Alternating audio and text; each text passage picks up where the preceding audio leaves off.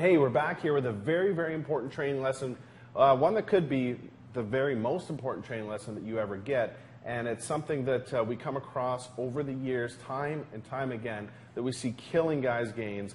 And to set this up properly, we want you to think about something for a second, because every time that you go to the gym, I guarantee you, if it's not today, tomorrow, maybe a week from now, or maybe a week in the past, you've come across more than one guy that lifts a lot of weight, that looks very, very strong because of the amount of weight that he's lifting, but yet his gains do not show it. His gains are not indicative of the amount of weight that he's lifting. There might be a very, very different looking guy that has a lot more muscle on him, standing right beside him, that's lifting a lot less weight.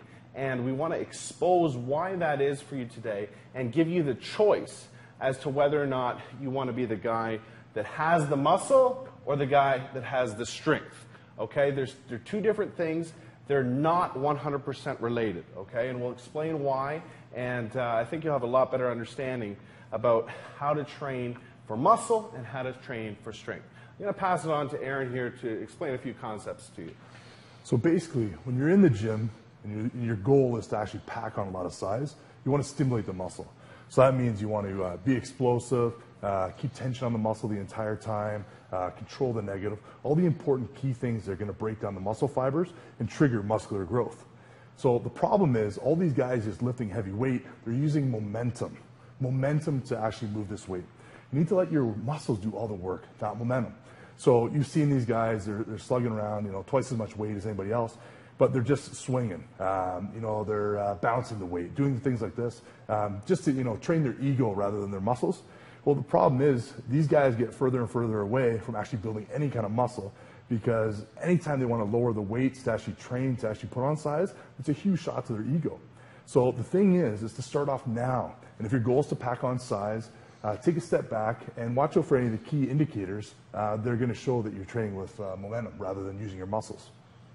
One of the key terms that we have to talk about here is time under tension, okay? Meaning that the actual amount of tension and load that's put on the muscle is the most important thing for actual muscle size if you had to choose one particular factor, not the amount of weight that you're moving. The fact is that you can make a lighter weight, for instance, a 35-pound dumbbell, feel a lot heavier to your muscle than a 50-pound dumbbell if you're just swinging the 50-pound dumbbell.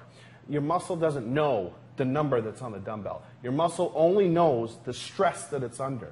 So there are a lot of tips that we can go over with you here that is going to help you choose the correct weight and help you understand that you're working the muscle properly to trigger growth. Okay? Just as Kyle said, you want to make sure that your first indication is that you're engaging the muscle first to make sure it's firing properly, and that the main focus is all on that muscle. So in regards to what muscle you're doing, make sure that's the one that's the focus and you're engaging it first. Second indication is making sure that you can control the negative. If you can't control the weight on the way down, it's too heavy. Basically you're using momentum to control the weight instead of your muscles. So you always want to make sure that you can control the negative. One great tip that I usually give to all my clients is making sure that during the negative, they'll do a 1 or 2 second count. That's to ensure that they're using their muscles to control the weight the entire time. So the third indication that you're working the targeted muscle group properly and that you've engaged it from the start, that you've chosen the right weight, is after your set, you need to evaluate the all-revered muscle pump, okay? You need to understand that the muscle pump, okay, is an indication that adequate and sufficient blood flow has entered that working muscle to help trigger growth. If at the end of, for instance, a working set of bicep curls like we have here, or triceps, if you're doing arms or whatever, and you're done your set and you don't feel that muscle engorged with blood, and you don't feel skin stretching as you're moving your actual arms up and down, you know you haven't engaged. I don't care if you have 2 plates of 45 on either end. If you don't feel that after the set, you're not triggering maximum growth. It doesn't matter how strong you are. That's why some guys look very, very skinny that lift a lot of weight.